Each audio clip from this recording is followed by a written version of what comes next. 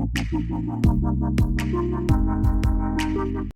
Meghalaya Triathlon Association kabade ka kinhon kinong yale kai triathlon kabakin thop ya ka jingi nya cycle bat mare kalapin kre ki khatar ngut ki the bat kirang yale kai banle yishim binta ha kalimpong yale kai triathlon kaban long ha sorba Pune Maharashtra nadu ka khatsau tarik hadu ka khanriu taring mintau banai yakni Kalimpong la pilong da ke Indian Triathlon Federation haringkat ke Jaintia bat ke Maharashtra Triathlon Association kandairu ke Sien Nyngkong bakhat arngut kinong ele kai naka Meghalaya Triathlon Association kinlej banyishim binta hakate Kalimpong ele kai ka President Jong ka Meghalaya Triathlon Association ka kong repika pede kalapin bana paidbah ikini ki khat arngut kinong le ishim binta Kublai mangai Kongressika Beki Pede, President Jangka Meghalaya Triathlon Association.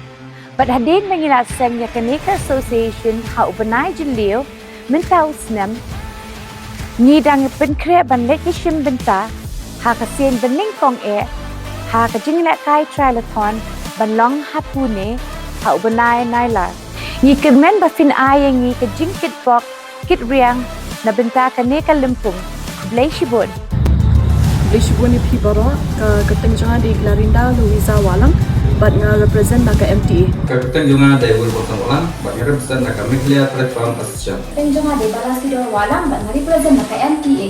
Hi, my name is Arun Stilingdo. I'm representing Meghalaya Triathlon Association. I'm Mr. Walter Walang, the assistant coach of Meghalaya Triathlon Association.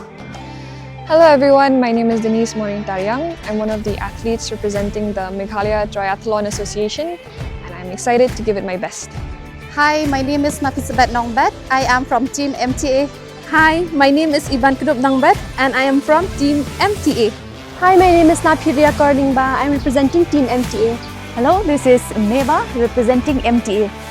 Hi, my name is William K. Sangma and I'm representing Team MTA. Kakateng Janga kade James Anderson Karanda, but nga represent naka Meghalaya Triathlon Association.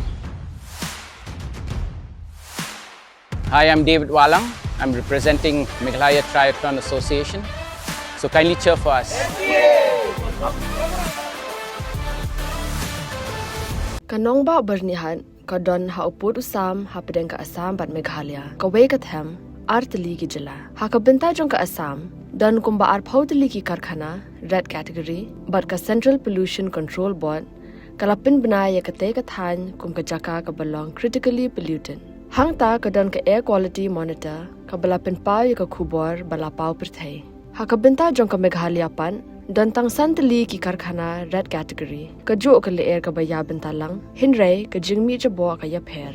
De nakata ka daw kini artali ki Jylla Mynta kisdang pen kre banthaw ya ka joint action plan.